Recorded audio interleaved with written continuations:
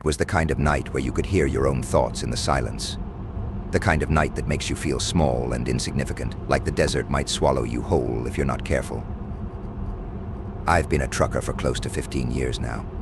I've driven through all sorts of terrain, snowstorms in the Rockies, scorching heat in Texas, the endless plains of the Midwest, but the Mojave Desert in California? That place has its own way of messing with your head. It was 2017 when this particular incident happened. I was hauling a load of appliances overnight, heading toward Arizona, and I'd been on the road for hours.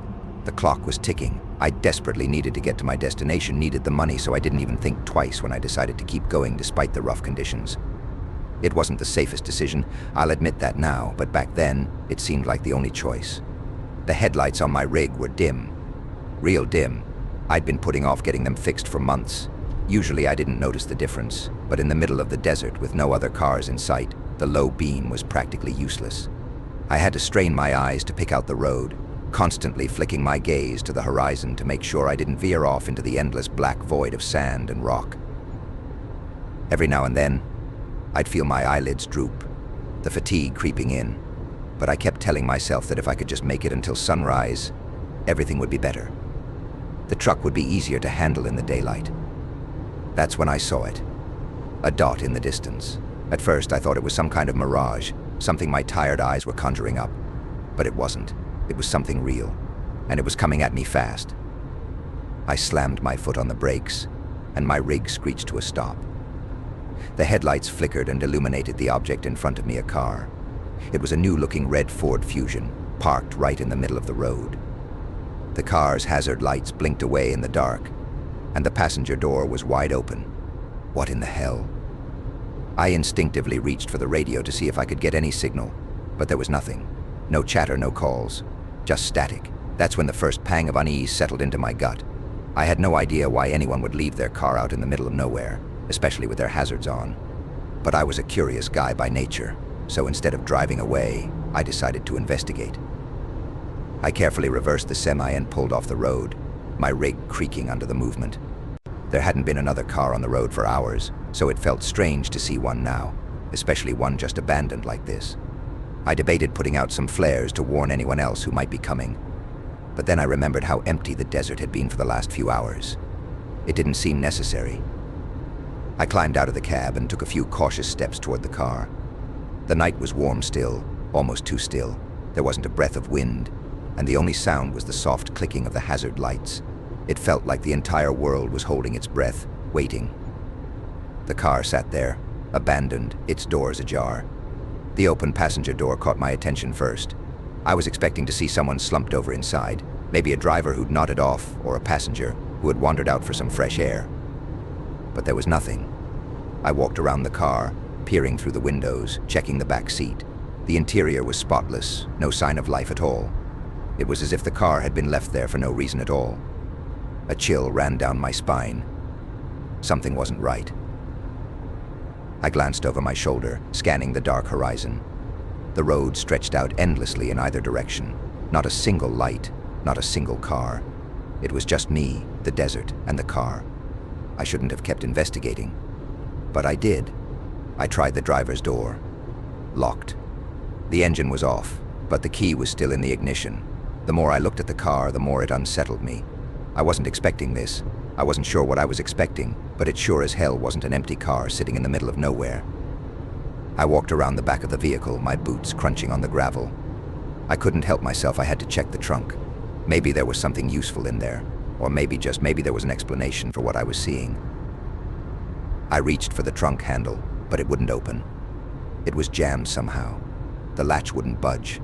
For a moment I thought about leaving, heading back to the rig, and getting the hell out of there, but something told me I had to at least try. I reached through the back seat and fumbled with the trunk from the inside. The key was still in the ignition. I used it to unlock the trunk, and to my surprise, it popped open. What I found inside made my blood run cold. 3 garbage bags. That's all. Just 3 heavy-looking, squishy garbage bags, packed tightly. A thick rope was tied around the trunk, keeping it shut. I couldn't explain it. Why would anyone leave bags like that in a car out in the middle of the desert? The thought that there was something illegal, something dangerous in those bags, flashed through my mind. I hesitated, feeling my heart race. I glanced over my shoulder again, just to make sure no one was sneaking up behind me. The quiet was unnerving. Nothing stirred, no movement, no sound. It felt like the desert had swallowed everything whole, leaving only me in this damn car. Against my better judgment, I leaned in closer, reaching for one of the bags. That's when the sound hit. A gunshot. A loud, deafening crack that rang out into the stillness of the desert night. The sound echoed in my ears, so sharp and sudden that it made me stumble back. I hit my head on the roof of the car in the panic, disoriented for a second. I didn't even think. I grabbed the keys from the ignition and threw them on the front seat. Without a second thought, I bolted, running back to my rig as fast as I could. My heart was hammering in my chest, adrenaline surging through my veins. I jumped into the cab and slammed the door shut, my hands trembling as I fumbled to start the engine. The truck coughed and sputtered at first. I cursed under my breath, my foot heavy on the gas pedal as the truck stalled out again. Then, finally, the engine roared to life, and I slammed it into gear, peeling out of there like a bat out of hell. I didn't dare look back at first, but then I couldn't help it. As I pulled away, I saw him. A man, short, husky, with wild red hair. He was standing by the trunk of the car, staring at me with a look that I'll never forget, cold, unblinking, like he knew exactly what I had just discovered. I floored the gas pedal, tearing down the road with my heart in my throat. The desert stretched out before me, endless and dark, but all I could think about was the man. Was he following me? Was he waiting for me to come back? I didn't stop until I reached the Arizona border nearly an hour later. My hands were still shaking, my mind still racing. When I finally pulled off at a gas station, I sat there in the truck for a while, just breathing, trying to calm down. I've been driving these roads for years, seen a lot of strange things, but that night, that was something else. I don't know what I stumbled upon in the Mojave that night, but I'm sure as hell not going back to find out. Every time I drive through there now, I can't help but wonder what was in those bags. Who was that man, and what the hell was he doing out there, in the middle of nowhere? I may never know. But I'll tell you this, I'm not in any rush to find out.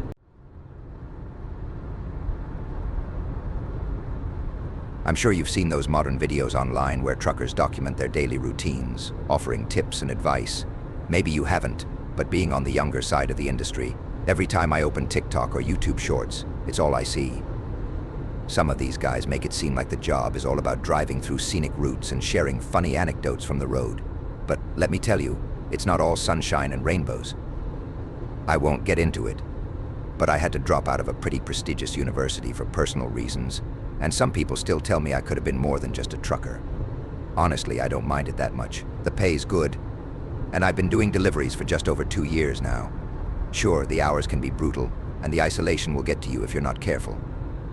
But when you're out there on your own, you get to think things through.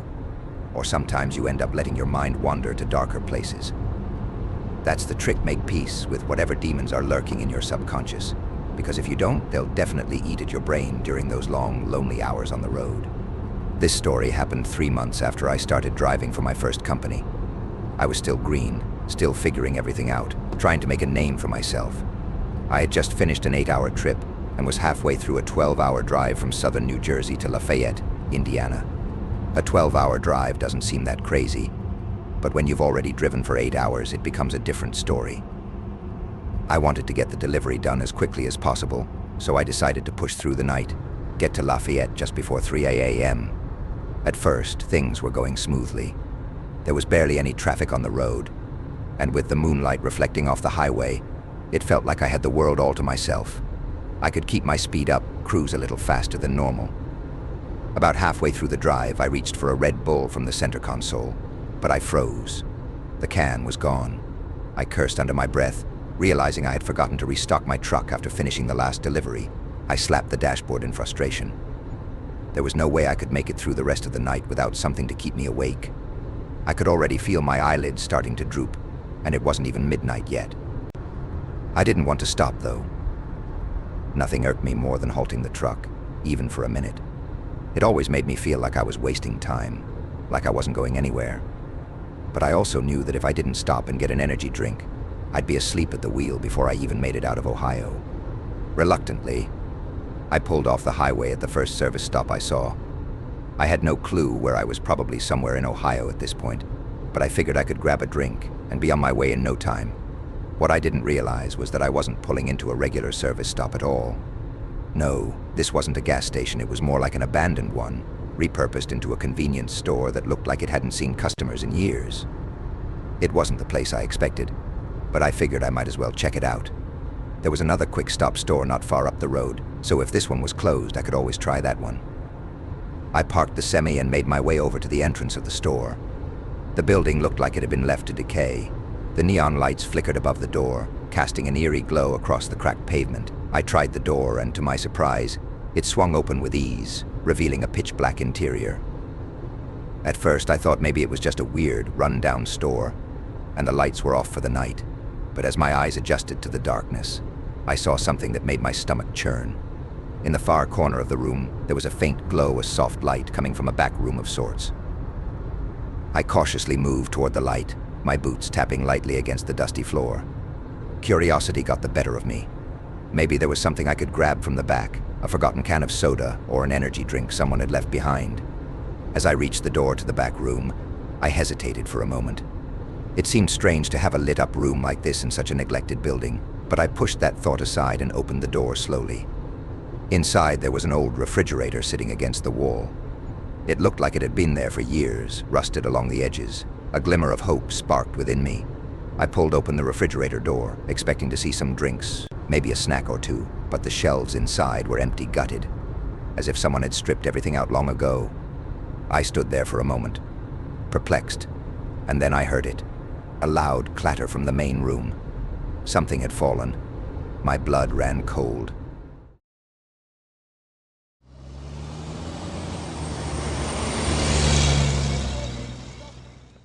My name's Kevin, and I've been a trucker for various companies for the better part of 15 years now.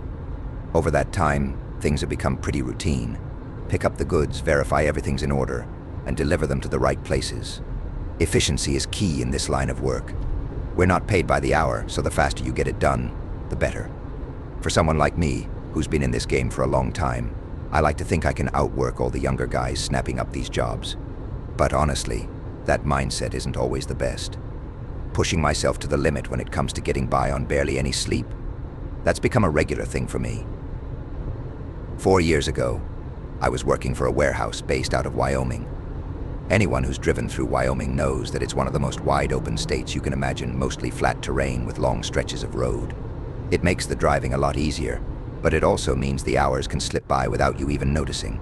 Not getting enough sleep was a constant risk, and pushing yourself to keep going could easily mean the difference between getting another load or getting canned. It was one of those mornings in late May, a Tuesday, to be exact. The beginning of the week meant more deliveries, more work, and more hours on the road for me. I wanted to knock it all out in one shot, so I mapped my route through the state, heading into Montana, planning on not stopping once to rest. I hit the road a few hours after lunch, figuring I'd reach my destination early the next morning. The Semi was humming along, and I pushed it as much as I could. A few miles over the speed limit, here and there, nothing too crazy. As the hours passed, I kept an eye on the clock.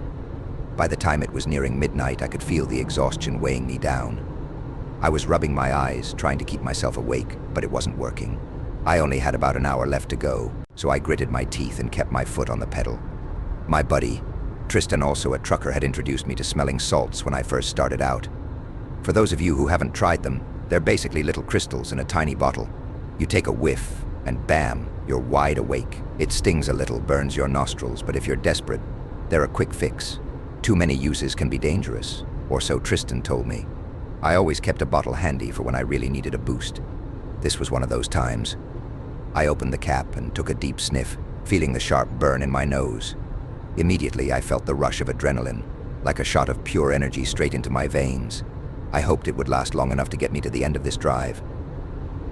But after about half an hour, the feeling started to wear off. I was struggling again, my eyelids getting heavier by the second. The next thing I knew, the rumble of my truck drifting into the shoulder jerked me awake. That's when I knew this was getting dangerous. I was all alone on a stretch of highway, but I couldn't stop anywhere. There was nothing but trees on either side of the road, a dark abyss of nothingness. My headlights barely cut through the blackness. I slowed down, desperately searching for a safe place to pull off.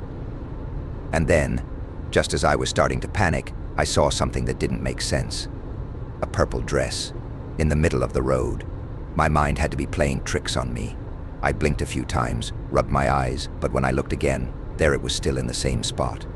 A purple dress, lying there, as if someone had just dropped it in the middle of the highway. What the hell? I kept driving, but I couldn't take my eyes off it. It didn't make any sense. Who would leave something like that out here? I drove past, but the weirdness didn't end there. About 200 yards further up the road, I saw something else, a pair of shoes. My stomach dropped. Something was wrong. Really wrong. I drove past them too, praying to God that there would be a place to pull over soon. I wasn't sure what I thought I'd find, but I had this strange, crawling feeling in my gut. I had always been a skeptic when it came to paranormal stuff, but in that moment with the road so quiet, the air so still, and the oddities stacking up, I started to wonder if something was up. My dad, David, used to be a super religious guy, and he'd always told me to clutch his old cross when I was scared. Without thinking, I reached down and grabbed the cross hanging from my rearview mirror, holding it tight as I sped up. I didn't know if it would help, but I sure as hell needed something. A little further up the road, the strange sight continued. I passed another pile of clothes this time, kids' clothing. Boy and girl clothes, scattered like someone had dropped their entire wardrobe in the middle of nowhere. That was it. I slammed the brakes, bringing the semi to a full stop. My heart started to pound. I had a sinking feeling in my chest. Something was wrong. Something was very wrong. I sat there for a moment. In the driver's seat, the engine idling, my hands gripping the wheel so tight my knuckles were white. I felt like I was waiting for something to happen, like the air itself was holding its breath. But nothing did. There was no movement, no sound. Just the hum of the engine and the cold wind outside. Finally, my instincts took over. I had to see what was going on. I wasn't about to drive off and leave this mystery unsolved. Not with the oddities I'd already seen. I opened the truck door, the chilly morning air biting into my skin, and stepped out. The cold helped shake off some of my exhaustion, but it only made the strange feeling more intense. I approached the pile of clothes cautiously. They were kids' clothes, all right, old, worn clothes, like they had been left behind in a hurry.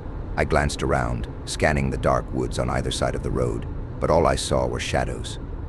The trees seemed to swallow up the light from my truck's headlights, leaving the area eerily quiet. I felt like something or someone was watching me, though I couldn't see a thing. I stood there, my heart racing, wondering what I was supposed to do next. I looked around again, listening for any sign of movement, but there was nothing. It was just me, the truck, and the strange pile of clothes.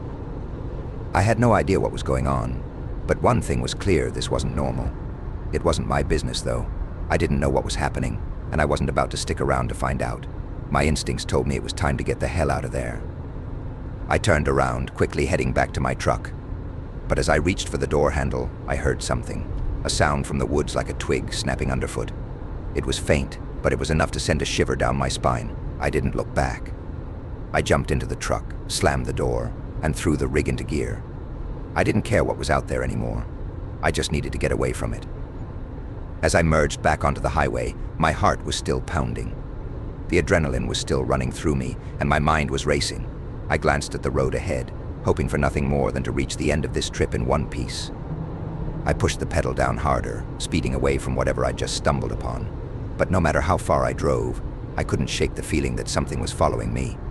And no matter how hard I tried, I couldn't forget the pile of clothes or the strange sounds from the woods. That night, I drove straight through until morning, too rattled to stop. When I finally made it to my destination, I was exhausted physically and mentally. I couldn't explain what I saw out there, but I knew one thing for sure: I'd never look at a deserted stretch of highway the same way again.